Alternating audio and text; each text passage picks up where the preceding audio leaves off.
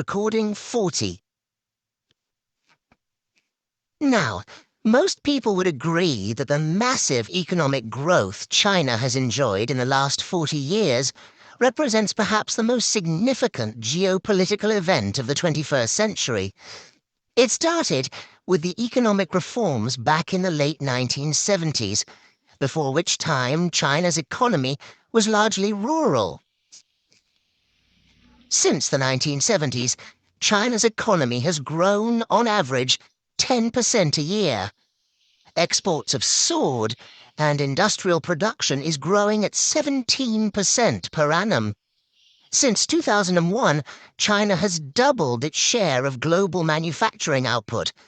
In fact, China is second only to the US, and most forecasts suggest it will overtake the American economy within the next 10 years. China's population of 1.3 billion makes it a staggering 1/5 of the world's population. This huge population resource means not only is China the world's largest market, but it also underpins the main reason for its economic rise: a large workforce. The incredible economic growth in China has meant huge changes for the workforce. For example, it is estimated that about 200 million people have moved from rural areas to urban areas to find work, resulting in the biggest mass migration in history.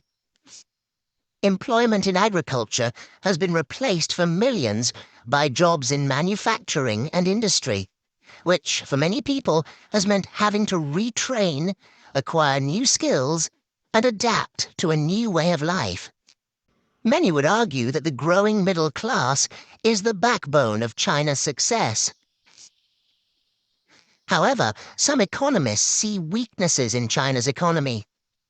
They point, for example, to the fact that many of the manufacturing companies that produce goods in China are in fact foreign.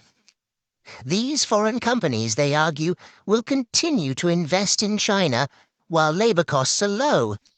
But if wages start to rise too much, they may move their production to other parts of the world where rates of pay have remained lower.